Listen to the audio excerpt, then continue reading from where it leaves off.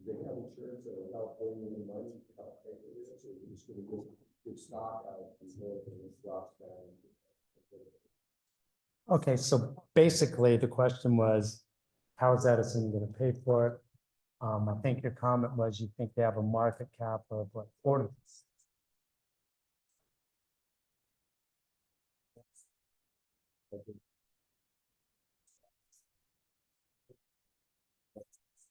Okay, based upon the size of Southern California Edison, yes, they have insurance. I haven't seen how much it is in this go around.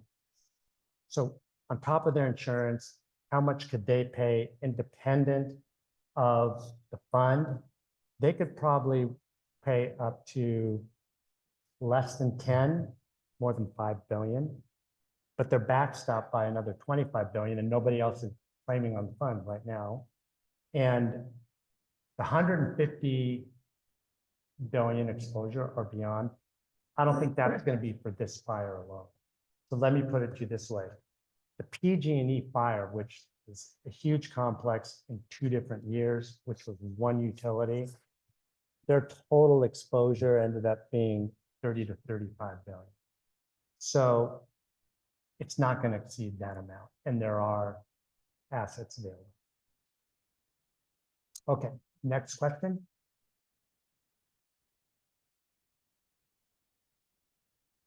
The total amount's going to depend on each individual cases. So I'm going to talk about that now. So for those of you online, question about the total amount of damages, what are we going to ask for? For each case, let me just say this, for each case, we make an individual demand. We submit a demand package.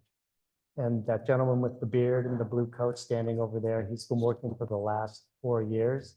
And he runs a stable of people, depending on the date and time, about 60 people. And that's what he does every day, is demand packages. So pursuant to the CMO, the court management order, we streamline discovery. Discovery is very formal. It usually requires a deposition, written interrogatories. It can become lengthy. It can become laborious and expensive. That won't happen. What's going to happen is we're going to have a client questionnaire, which we would send to you. And then you will get assigned an individual case manager who will work with you to obtain your information. That will include written questions. We need some documentations. Don't panic over the personal property. Everyone panics. Do not panic over that. You're not required to submit all the receipts that have already been burned up. Okay, don't panic over that. And then we will submit an individual claim for you that includes all of your economic damages plus your emotional distress. Now, emotional distress is really just a generic term. It's so encompassing and it generally turns out to be meaningless. In these cases, it means a lot more. PTSD has actually becomes kind of a generic term, but it's really, for the loss of your quality of life, all of the things that Kelsey was talking about that I really don't want to run through because people don't want to hear it right now anyways. But those numbers can be significant. So it's your actual economic loss above and beyond your insurance policy, plus your emotional distress. Emotional distress, you all should be documenting what you're going through because you will forget. So write notes about the sleeplessness, the not eating. I coughed up blood in the system. So I wrote it in a note. Write that stuff down. We can band together and remind each other, but we will not remember 2 or 3 years from now. So a diary, a journal, document what you are going through and don't just do it immediately. Do it 6 months from now. How are you feeling? Do you still have PTSD? Are you still seeing a counselor? Like document. Sure. What Kelsey was saying is that documentation is important when you're moving through this process, what I've referred to as the loss process, so that you have a recollection. So, and that can be important because Brandon and his team, they work with you to create a narrative. So we don't just submit a damage package of your economic loss. We actually submit a narrative, for example, which discusses what you went through when you were evacuating.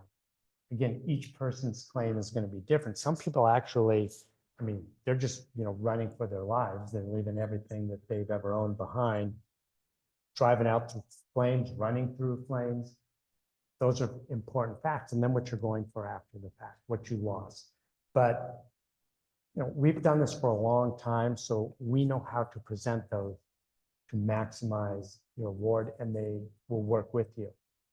As long as we're on this topic, people want to know what's your commitment. Your financial commitment, 0. Your exposure is 0. For any reason, case didn't pay, you just walk away. The next question people want to know, what is your time commitment? Probably about 2 to 3 hours over the course of the entire litigation, because you're going to have to give us certain information. You're going to have to talk to us about your numbers when mediation happens in settlement. Okay, next question. Okay, your follow-up.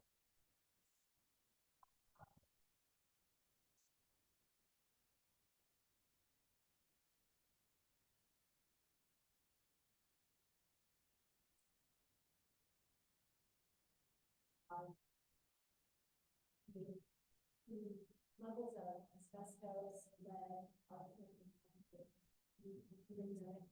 particulate in the air, in the ground, it's everywhere. So if I,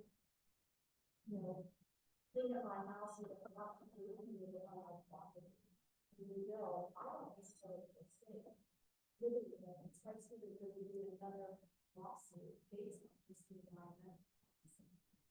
The whole neighborhood's going to get cleaned before they allow you to build. So it's going to be gone. That's the whole purpose of removing.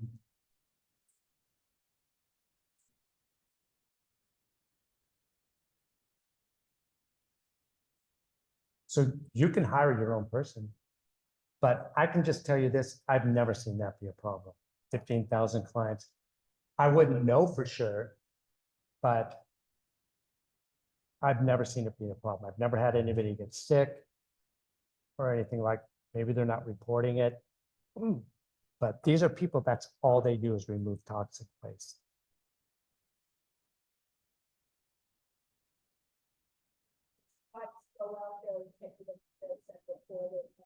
You do. You do. So the question was, who really engineers this project of the debris removal, the toxic removal? Each homeowner has to do that. You might avail yourselves of the services of FEMA, could be a California agency, or it could be a private agency.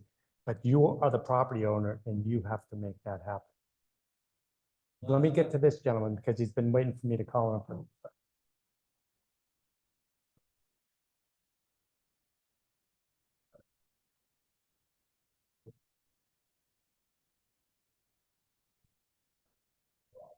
Okay. So the question is for those homes that didn't burn, but they have smoke and ash damage. What are the dangers there? And are there other particulates that could be involved in the home? So that's exactly what happened to me. The windows were blown out. I was out of my house for a couple of months. It was a partial burn. So burn didn't get inside, but smoke and ash did. And in that instance, I had ServPro come in. There's a lot of these organizations that will do it. They come in. This isn't like having just some cleaning service come in. This house I was renting at the time. This house was built in 1956. It looked better after they got done than it probably looked in 1956. I mean, they do a deep clean. I was shocked. It was a lot of money too. It's like, it's not a big house. It's like 2,300 feet. I think the cleanup for it was like $80,000. But they had to clean all my clothes too. Either throw them away or clean them. The bedding, the rugs you chuck, bedding you usually chuck, pillows, your soft furniture, you reupholster that. They get deep in the walls. If they have to, they'll remove the walls. They clear out the vents because of your HVAC. They'll clean those out. So they do a good job with that. My house was safer after the fire, after they cleaned it, than it was before. Yes. Say, my wife, well, everything you're telling us right now. What did you get to tell you want to know? What's that time? Right now, I'm saying you probably want to say yes, but how long we have to think about you representing us? Okay, so the question is, how long does any individual have to think about retaining a lawyer? And the answer is there's no time limit. I'm sorry? This, the question is to retain a lawyer, how much time? Really, you could retain a lawyer up to right the edge of the statute of limitations, 2 years. Here in front of, So going back to what Pat was saying before, this is not a class action that we are talking about. We are talking about individual actions They're gonna want to. where we represent one individual. And I've been reading this question in my texts all day. So class action is one thing and mass action is something else. Mass action is all of you with your individual lawsuits then get treated together in a mass action because they have to be streamlined, right? There has to be a case management order to have some sanity for 5, 6, 7, 8,000 cases that get filed. So you will have your individual lawsuit, you will have damages unique to you, which you will get brought together with others for streamlined and efficient management. It is not a class action. So if you want to go home and think about retaining. Do you want to speak over there? Sorry, Pat. Do you want to take time to think about who you want to retain? Absolutely. You know, I'm biased. I think this is the most expert team you possibly could have. But talk to other people, find out who you trust, talk to your neighbors, see if they've met with people. We want to represent you because we think we can do the best for you, but you got to make the decision that feels right and feels good to you. And it will be your individual lawsuit. We don't find out, take care of ourselves, maybe before that 2 years that might say, representing, or you send that right, you want to, or we want to have you guys represent us. But you gotta make that, we want to know what. Well, don't let the statute of limitations run. Yeah. Good, I'm different from the two. Okay, so here's what we have done in the past. So number one, we encourage people to sign up as quickly as possible. We also encourage you to think clearly about it. This is a long relationship between the attorney and the client, and it doesn't do us any good when we have unhappy clients. It's bad, you know. It's like any other bad relationship. So that's number one. Number two, we want to sign up as many clients as we can as early as possible because that gives us a leg up in the process. Then we're ahead of our intake and our information. It gives us more horsepower in court. I anticipate that we will probably end up with more than 1/3 of the total number of cases in this, and probably more than half of the burn ins. That's normally what we've done in the past. Additionally, we do have a cutoff date, so we don't want to be scrambling at the end. So if someone calls us and says, will you file for us? And something, you know, goes sideways and that we don't file on time. So we generally talk amongst ourselves. We figure, look, we're coming up on the statute. It's in 6 months. Okay, we're going to put out a cutoff date and we're going to let people know. And then we're not taking cases after that. And so if people decide that they want to retain counsel now early, will they also get support navigating the insurance process? Sure, we walk you through the whole process because the more information we have now, the more information we get from you, the better it is. So the insurance information, we will work with you on that. People want to know about their ALE. People want to know about their property damages. People want to know, should I hire a public adjuster? All those sorts of questions. And we, as we're working with you, we then are building your file. We then have the information. So specifically with respect to insurance, you know, that's a big issue in these cases. It's a big issue because before we can settle your case, We need to show proof that your insurance company's been paid, that you've been maxed out, and then we get the release. Okay, further to this point, it's really important because at a certain point in time, the information management and the systems and the people and the labor in place become critical. You can have the world's best trial lawyer, you can have the world's best legal lawyer, but if they botch the information part of it, they can't settle the case. We have to have the correct information. We have to be able to take that information and we have to be able to organize it and then put it in like 2 or 3 documents that present your case. And if you don't have the information systems, I mean, there's going to be, again, thousands and thousands of claimants. It'll be a disaster. And so we have put these systems together. We spent a lot of money, the software, educating people. I'll tell you specifically what we ended up doing is setting up fellowship programs with law schools. And then we asked the schools to send us their best students. They had a vested interest in doing it. And then we trained them. I mean, we trained these people for 6 months. He was one of our first fellows. He was one of our first trainees. That's why he's been doing this for 4 years. So now he's training them, and he's one of the people that developed the systems. Further, for example, in the Fire Victims Trust, just so you know, that's not going to happen here. They put together the software they had to purchase from a third-party vendor because of all the claimants. The software alone in that case was $50 million. $50 million. That was just for the software. That had nothing to do with the administration, the determination. So at the end of the day, in that case, there was $100 million spent more in the administration of that trust. In this particular case, that responsibility is going to fall on the individual lawyers for their clients. And that's why those systems are important. As long as we're on the cost issue, this is how the cost works. First of all, the fee, 25%. We just drop our fee. Normally, it's a third to 40%. Some of you may be familiar with that. In a straightforward one-off catastrophic injury case, that's what we would charge.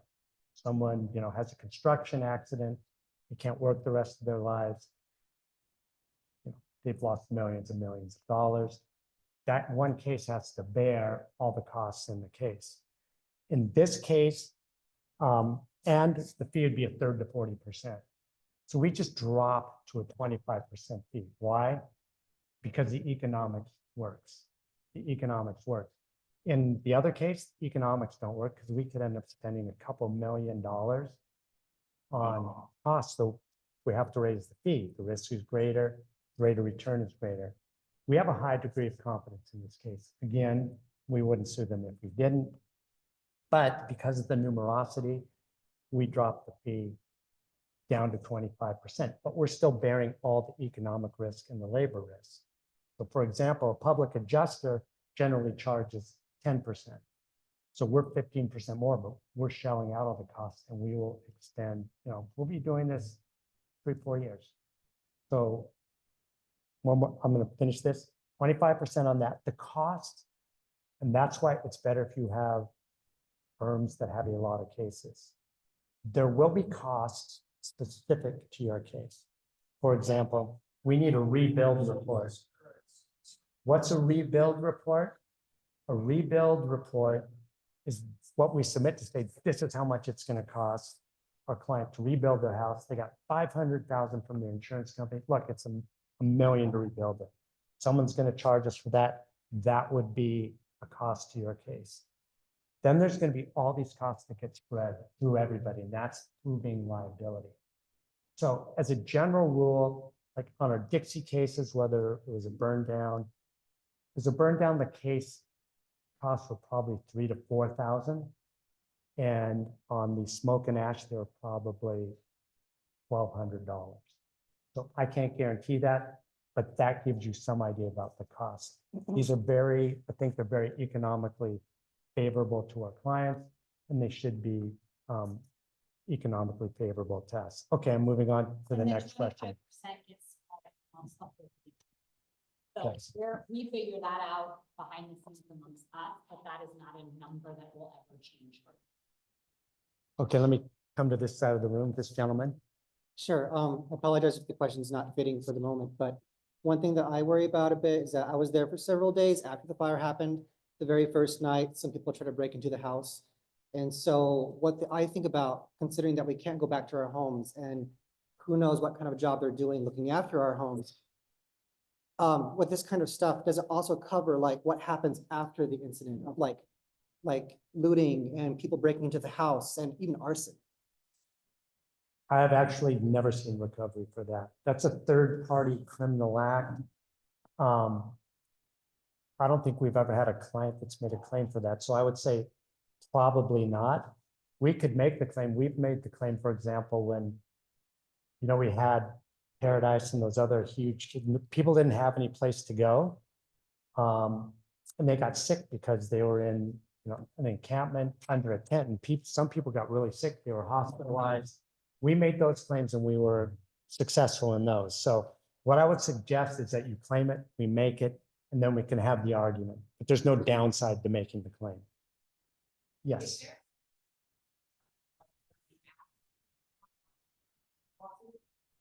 Okay, the question is there a square footage area for the smoke and ash claims? So generally not, but what ends up happening is we negotiate a grid, and that's going to be based upon how close you are and your location. Sometimes it gets into wind modeling and that sort of thing. So the short answer is yes. What's it going to be? I don't know at this time, because it's not a bright line. It usually gets negotiated. Okay, let me just make sure I'm getting some people that haven't had questions. Adjustment versus the first. I get asked that in every single town hall, and I'm sorry. When should we consider using a public adjustment? So personally, I generally don't think they're necessary if you have a total burn down. Usually the insurance is so below the actual policy limits that it's not necessary. Could there be an exception? Yes. Are there times when we've recommended a public adjuster? Yes.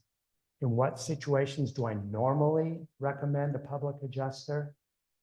Primarily for the personal property. Here's why.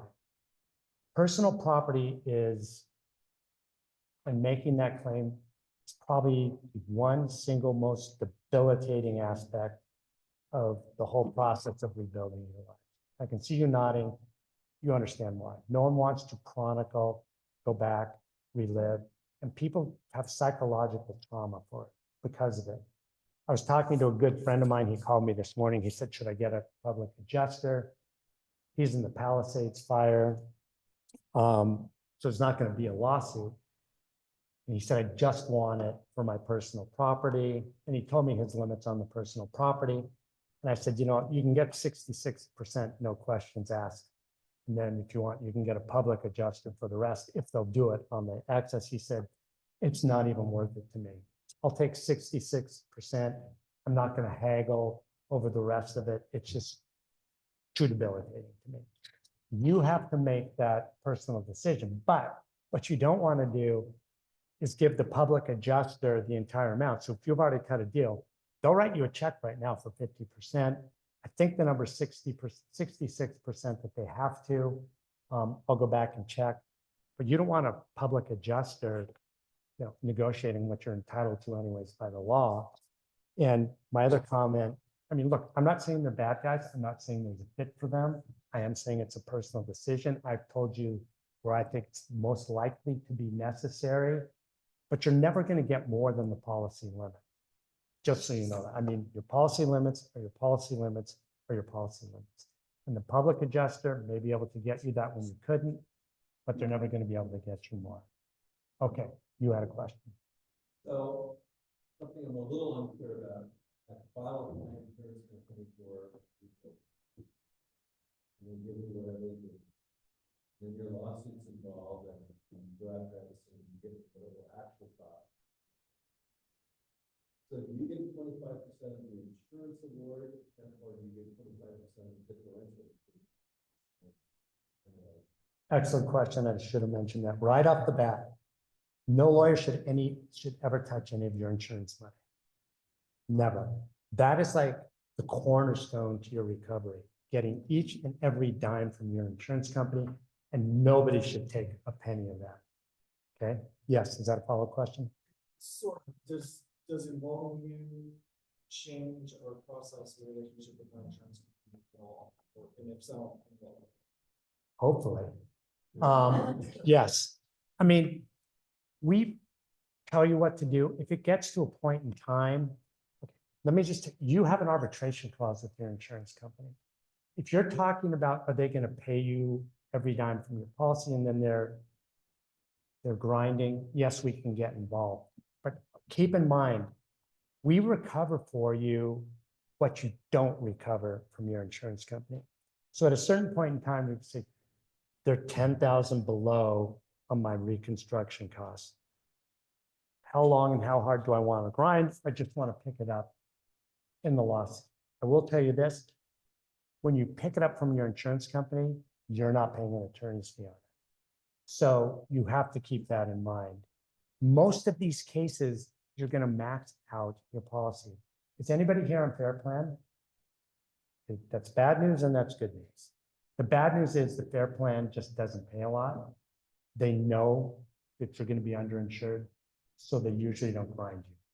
The bad news is it's going to be a lower amount. You're going to be way underinsured if it's Fair Plan. Okay?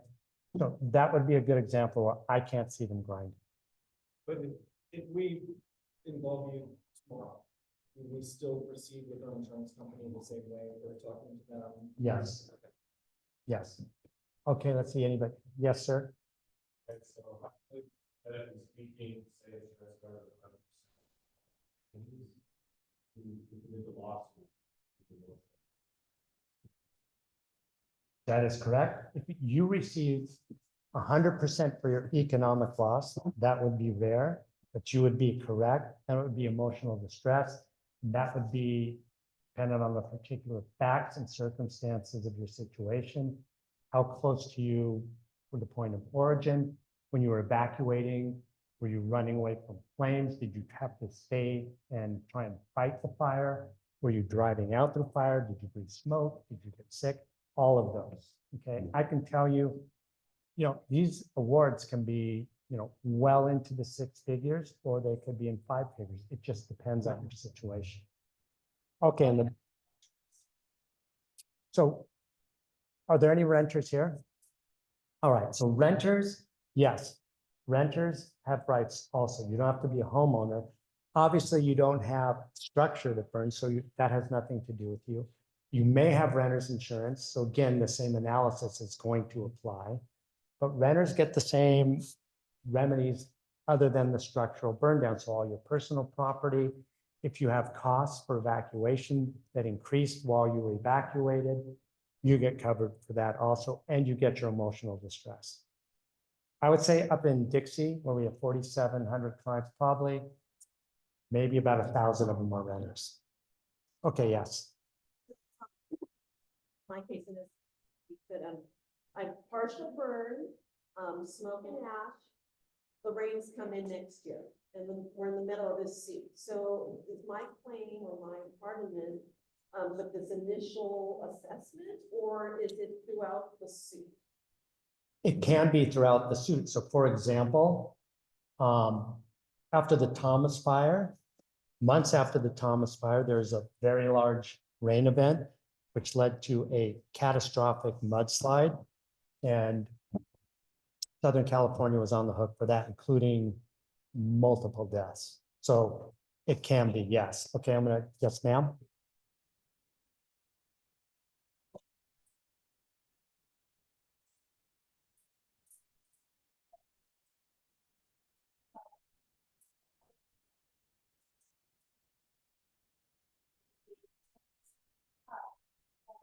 Doesn't make sense to me to do that because you guys have a policy, then I would like to have more than I have. Okay, this was another question about the public adjuster. When it makes sense or when it doesn't make sense. I'll go through the whole analysis. First of all, You can negotiate the rate with the public adjuster. That's another thing. This fire is so big and so widespread. 10 is the highest I've seen, 5% is the lowest. Some people always ask me, is that negotiable? And my response is, everything's negotiable. So yes, it's negotiable. Whether or not it makes sense to you, and how much that is, you're gonna have to decide. Just always keep in mind, on the insurance side, when you take the money, you're not, assuming there's no public adjuster, you're not paying attorney's fees on that. So there is an inherent conflict. So a lawyer should instruct you to take as much insurance money as you can to get every dime, because there's never going to be, well, there shouldn't be an attorney's fee that attaches to that. Okay, this side of the room, yes, ma'am.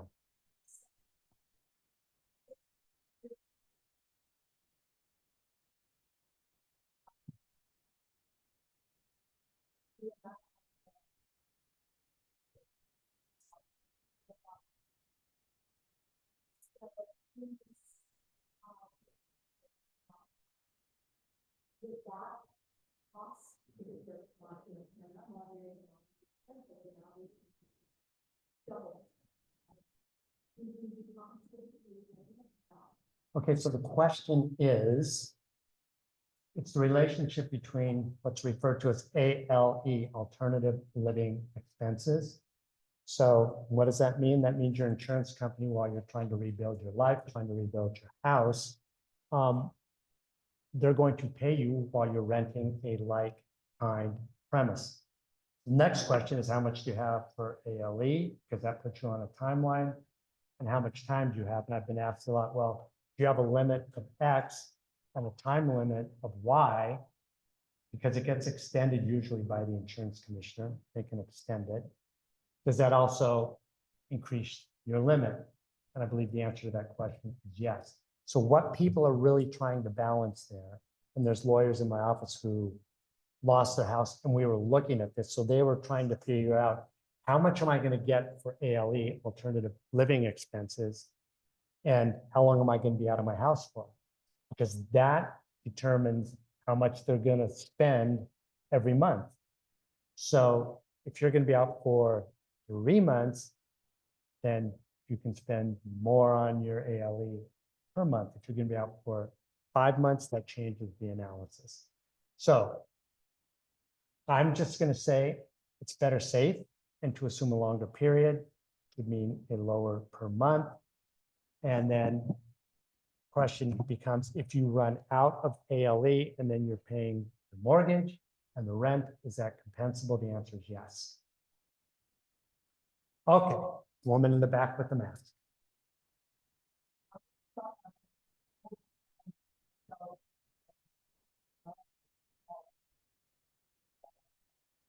Okay, this is a question, and there's generally a lot of questions about this. And just to boil it down, it's the relationship between you and your lender after you've lost your house. My answer is always the same. First and foremost, it's a contractual relationship. Nobody ever reads that. I mean, those documents are this thick. I mean, there's people that spend a living interpreting what the language in those means. But you're going to have to call your lender. They'll cite you the language as to what your obligations are pursuant to the contract. That's number one. Do they usually make some changes? Yes, they do. What types of changes do they make? You know, they'll hold the payments in abatement. And then your next question is, are they also going to charge you interest while they're holding them in abatement? Will they extend the terms of the loan?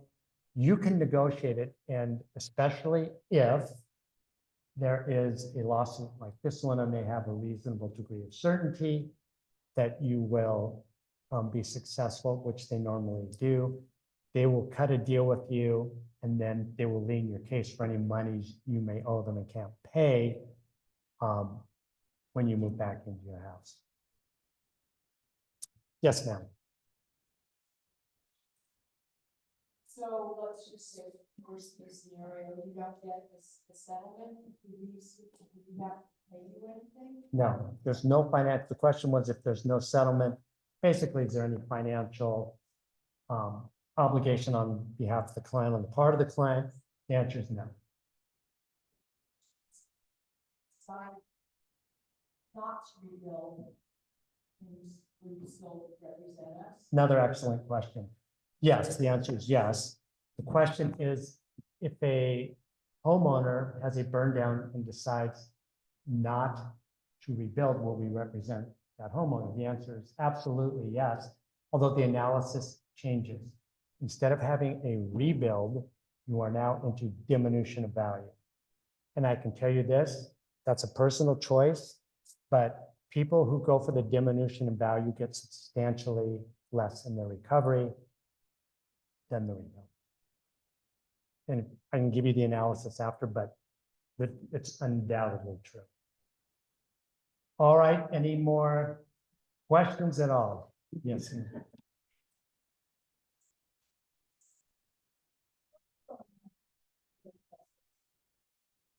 Right now, you can call me at you leave them at, you can call Brandon at the McNicholas office.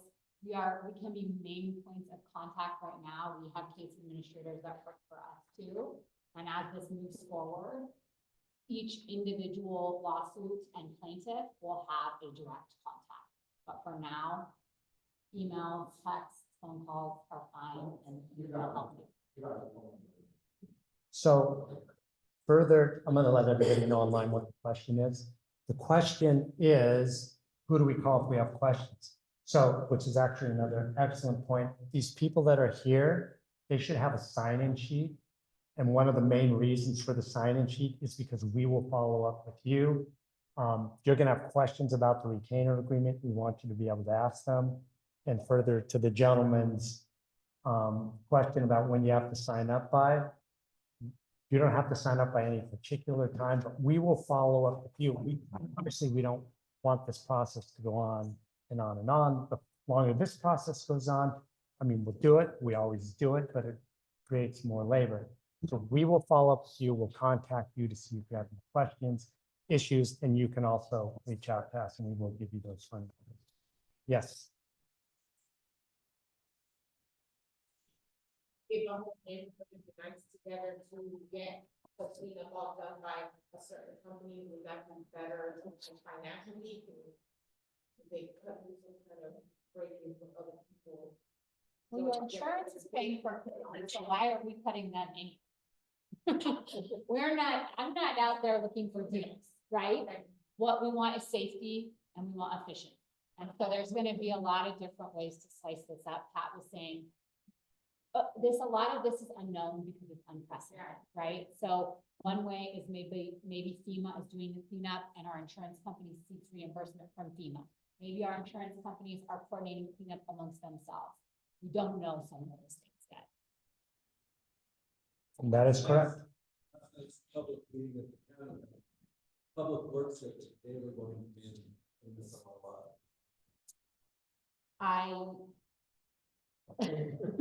LA County. Okay, so the gentleman said that Public Works at a meeting he was at would do the cleanup. Okay, this goes back to my point about lean into your community. I know there's been a lot of town halls that have been done by public officials with LA County present, with various municipal representatives present, state, FEMA. So pay attention because it is not the same in every fire. The government is going to have a vested interest to do the toxic cleanup. So find out where they are, find out when they're coming. There's going to be multiple government agencies. Take advantage of it. If you can get a private entity, get them out here, use your insurance money, but just get it done fast. Yes, sir. Dr. Newsom spoke yesterday morning on the scale of what has happened, that this may be more of a coordinated at the government level. So we'll see. Are there like, when you get a first filing against the city and like, does that cannibalize the case in any way or? Okay, the question is, are there 20 to 50 other firms filing and does that cannibalize the case? So really what you're asking when all these people are filing, does it diminish your recovery? The answer is no, because there's not a limited pot. If you had a limited pot, conceivably, the answer would be yes, but I don't see a limited pot, at least at this point in time. So no. But yes, there will be 20 different law firms filing lawsuits.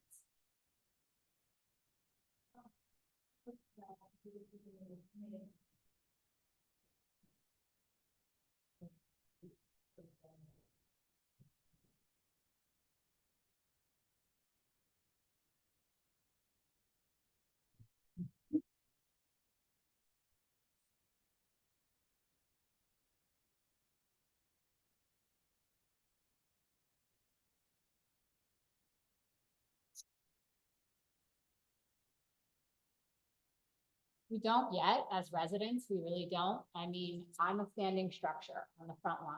So I'm also asking myself the same question that you all are, and I want the same information. Why should I call ServPro now and get the inside of my house deep cleaned for toxicity, ash, soot, everything that remained? And then public health, LA County Department of Works, FEMA, whatever, is cleaning up the neighborhood 2 months later, and then the inside of my house is dirty and covered with ash and exposed to toxins again, right? We just don't know the answers yet. And we have to be patient. It's hard, right? We all want cleanup. We want back in our houses. We want our clothes back. And we have to be patient and do the cleanup in an order that makes sense.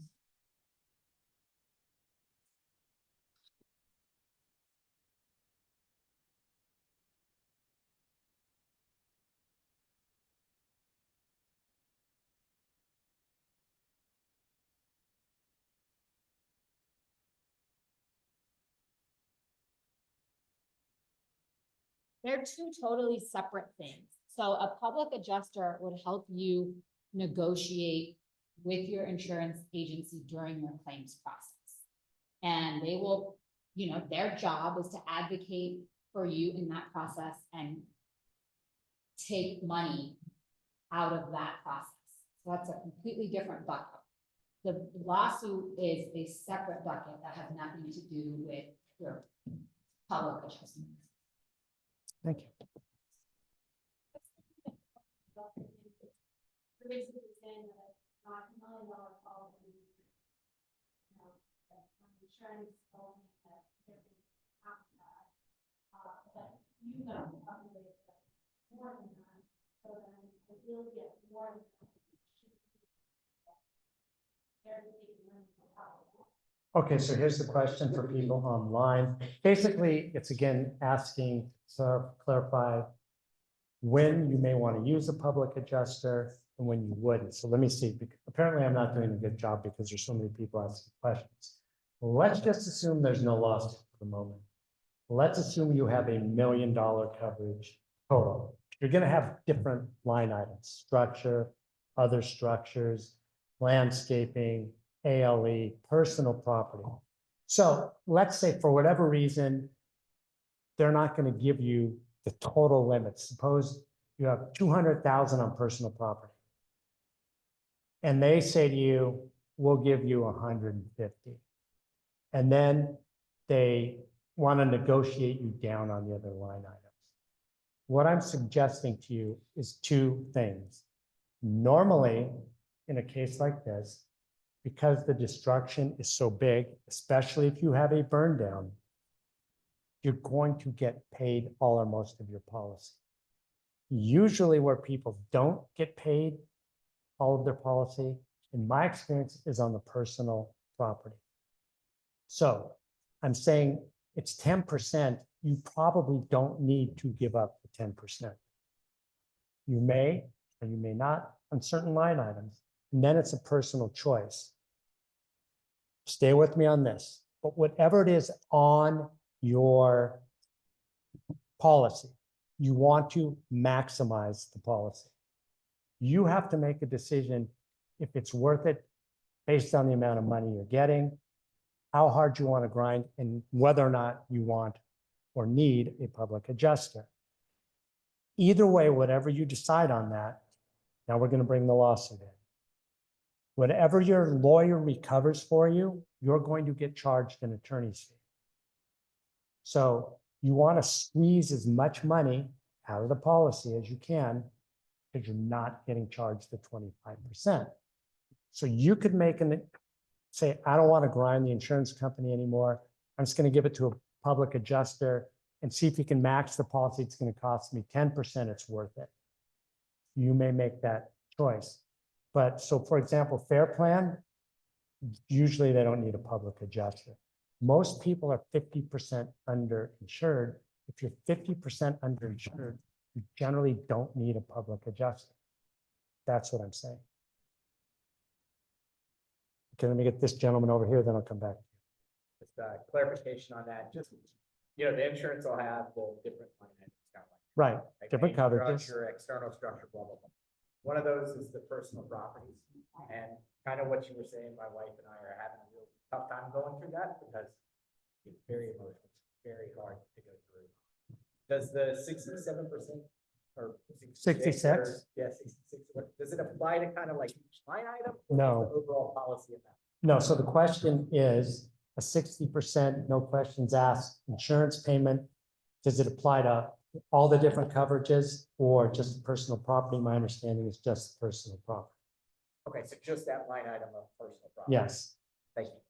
you're And welcome. can you wait to engage a public adjuster, Pat? Can you play the process out and see if you think they're being fair before you make the decision? Yeah, excellent point. You're not going to want to, so Kelsey points out, can you do it yourself and play it out and then see if it's necessary? Not only can you, but you should, because that would be the most common sense approach. So you make sure you covered everything up here. Real fine decision, but it's very early for them to be doing that.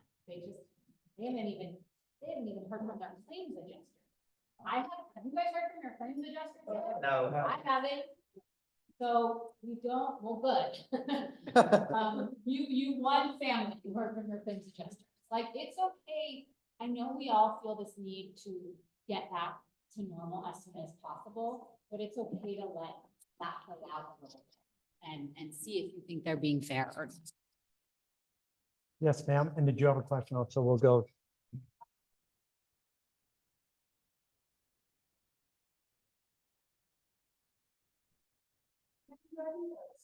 I don't know that there are going to be companies doing exterior debris cleanup like ServPro, right? ServPro, Paul Davis, these are interior companies.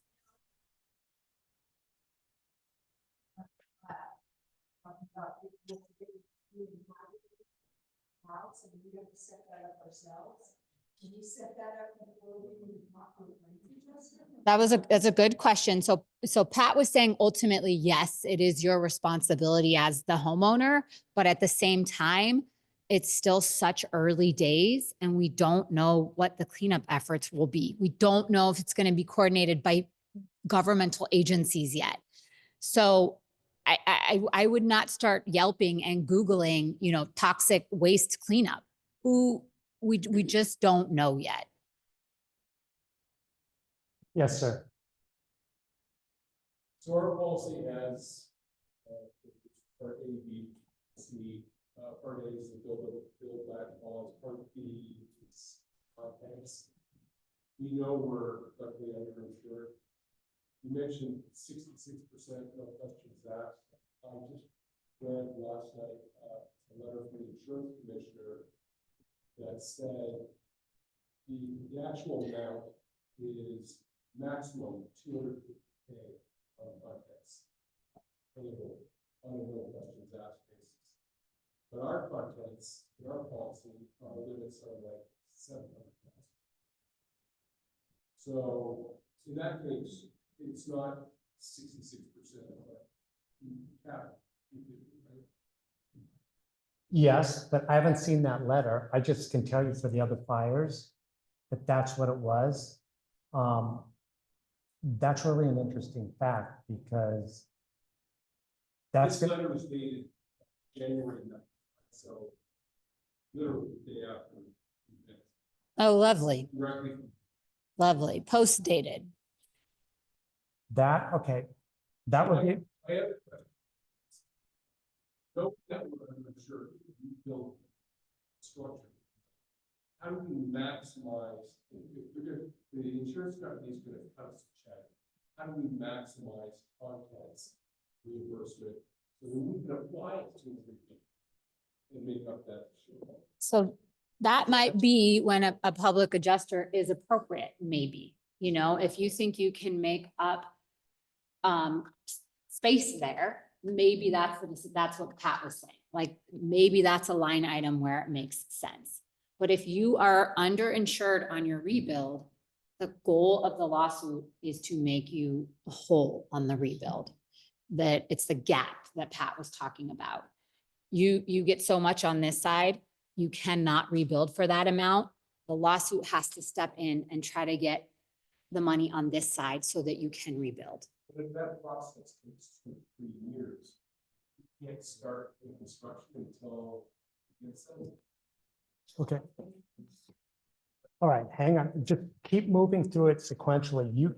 Right now, you're gonna move through the process. You're gonna make the claim under the property portion. By the way, I'd like to get your name and get a copy of that letter. I'll have somebody contact. I have not seen that letter. That's pretty quick to get it in the mail too. Okay. The fires aren't even, Yeah. Happy to be with you right now.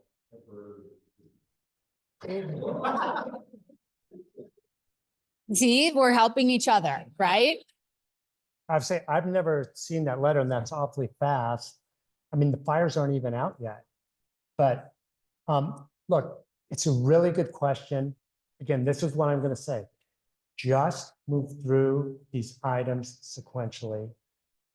I mean, you're going to have decisions to make on this. You want to max out your insurance, definitely your personal property. How that's going to play out, you don't know yet. You don't know yet. They may give it to you. You may need a public adjuster in the end.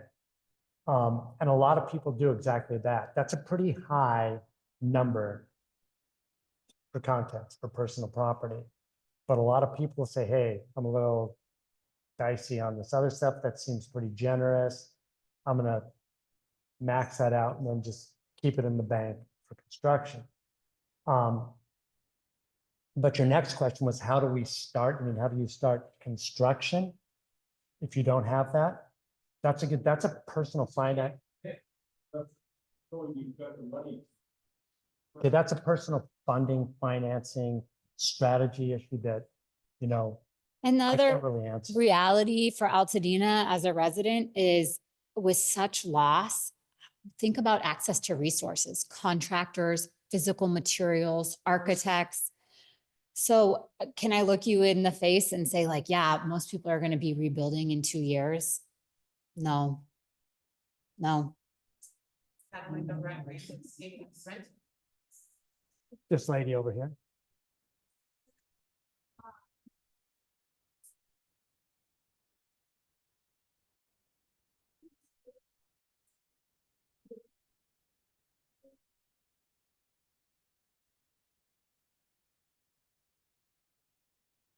Can I answer that?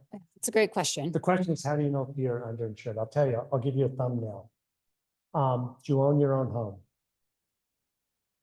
Did your home burn down? How many square feet is it?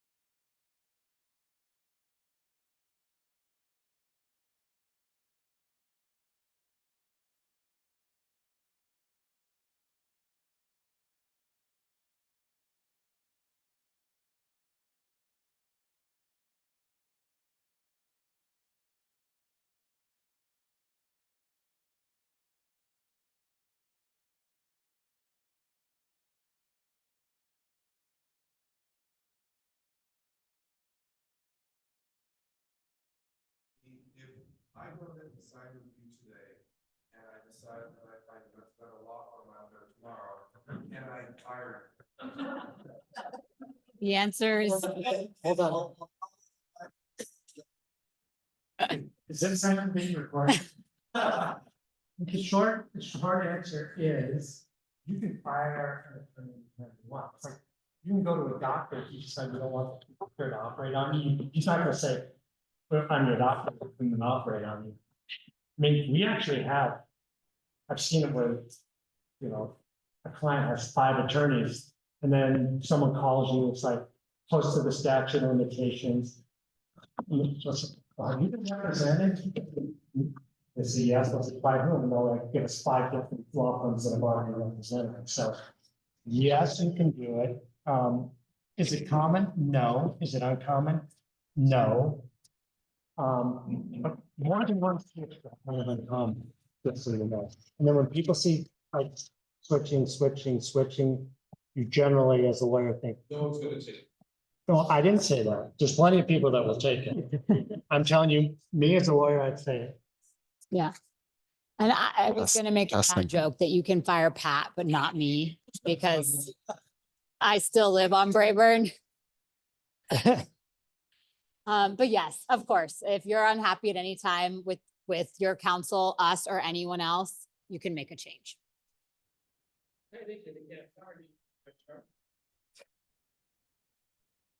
Smart people in the room. So we're run almost 2 hours. We can.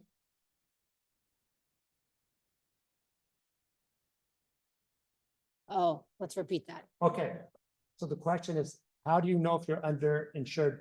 Here's the number one way I would look at it. Look at your rebuild line item. How much do you have to rebuild your house? You know your house, you know the square footage, you know what the finishes are. And you can look at that, you can start there and say $500 to $1,000 a foot. That would be the best way, at least to start the analysis. So I am going to stay for as long as you need me. I don't know if Pat is, but we are in the room and available to answer questions one-on-one as well. I know there were people with Zoom questions. There's a lot of folks on Zoom that didn't get answered. So please call us, email us with follow-up issues and questions. I'm happy to talk personally one-on-one. We all are. There are physical retainers over on the table, but we will also be doing a big electronic signing push because people just find that easier, especially with us all being displaced. It's the same document and the same retainer, but you electronically sign it. So that's easy to push out as well. I was talking about resources before in the room, and I want to let you know, separate and apart from the litigation and what you decide to do or who represents you, again, we're here as a resource in the community. We can connect you with what you need to the best of our ability, you know? So don't hesitate to reach out. Realtors, mental health professionals. We're building up an army of architects who specialize in historic preservation because we want to bring back Altadena's history. So my question to you is, would it be helpful to have additional town halls where where I bring in a public adjuster to talk to you? I will bring in an architect to talk to you. I will bring in a bad faith insurance expert to talk to you. And you can understand what are the services these people offer. And, you know, can we bring in medical professionals to talk about people who were exposed? Like, that's the goal, is information sharing. So separate and apart from today, I want to support that in any way possible. I have no problem being here every 2 weeks, doing a town hall on what it is you guys want to hear about. I want to really quickly bring up my friend, David, and just introduce him to you. He was who I was talking about. He's a locations manager specializing in Altadena. He was about to start shooting a show on December 22nd. He has photos of our streets, photos of our homes, blueprints of some of these homes. Like, we are mobilizing an army of resources to support our beautiful community. So Hi, everyone. I won't take up too much of your time. I'm from Altadena. I grew up here. I work here. I live here in Pasadena at Allen and Mountain. I was displaced, like many others. In short, I'm working in conjunction in the entertainment industry. We want to give back to Altadena, which has given everything to the film community. I'm working with a company called Zello, and we are trying to provide opportunities for people vis-a-vis housing temporarily while you go through this journey of rebuilding. You're gonna need some place to live. We're gonna be here when the camera crews go away. We're gonna be here when everybody forgets about the Eaton Fire. We're gonna be here till Altadena gets rebuilt. And there are people and there are resources, and we're going to stay. We're gonna provide shipping containers for people that have items that they need stored while their houses have been rebuilt. We're going to try and provide furniture for people that say, let's say you get temporary housing and you move into a place that's completely unfurnished. We want to help you furnish the house. We want to do it with dignity. We want to do it so that we can help set decorators curate and help you have good, loving spaces to live while you rebuild your community. Where is this money coming from, David? So this money is coming from the entertainment industry. It's coming from all the studios. It's coming from the Motion Picture Fund. It's coming from all the locals. We're going to have all of our cars are going to be, trucks are going to be driven by Teamsters. We're getting all of the Art Directors Guild on board to design things for us. We're marshaling the efforts of a production to use to help a community that we owe so much to. And if there's any way we can help, we want to know. I have a QR code I can share with everybody. We're trying to gather information on who needs what, when, and where, so that we can source all those items from people. We have contacts in large corporations who want to give things. They don't know what they want to give. The mattress company wants to give us mattresses. They want to give us baby clothes. They want to give us all sorts of stuff. We want to know who needs what so we can give it. We're doing this for the Eaton Fire, the Hearst Fire, for the Palisades Fire. We're marshaling all of our resources to try to give back. That's part one. It's a whole operation. We're going to go live with it probably tonight, maybe tomorrow. There's going to be a press release about it.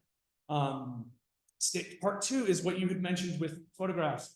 Every house in Altadena has to have been photographed at some point. It's the most shot out place in all of LA County. I am trying to build a document to reach out to everyone to see if their house has ever been scouted. If you've ever been scouted, reach out to a location manager. You can reach out to me. We're constantly going through and finding people. These photos can be used for insurance purposes, for memory purposes, for anything. Location managers, there's about 1,000 of us. We have photos of Altadena. If you think that your house might have been scouted, or maybe if you recently bought it, maybe we scouted it before you moved in. I don't know. Any way we can help, that's what we want to help. I'm going to stay till the last person's out of here. I will help whatever you need. We are here for Altadena. We're going to rebuild, and however we can help, we're going to do it.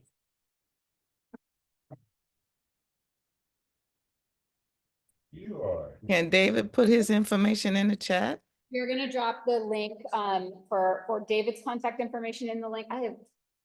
Can we have your information too? Thank you. Yes, we will provide all the information in the Zoom. We will drop the link for Zello that David was talking about, his contact information, my contact information. You'll be inundated with information. And people are more than welcome to drop your emails in the chat too. If you are worried about follow-up communications and worried about being missed somehow, drop your email in the chat and we'll compile all of that information and start pushing communications out to you. My office phone number is 818-990-8300. My work email is Kelsey, Kelsey, @kingsleylawyers.com, KINGSLEY lawyers.com. Thank you all for joining. Oh, and email me ideas of who you want to hear from, because I'll do it. We will do town halls with specialists from anything you want to hear about. Yes.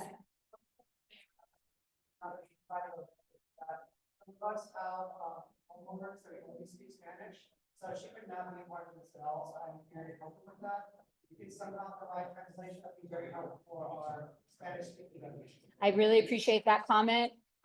We have Spanish, we have Spanish people and Spanish speaking folks in all of our offices who are on this. I've also been told that, 3 o'clock on a Monday is difficult for some people who are now back to work. So we're working with that, you know, if evenings are better, if weekends are better, that's something I want to be really conscientious of too. Thank you. Thanks, everyone.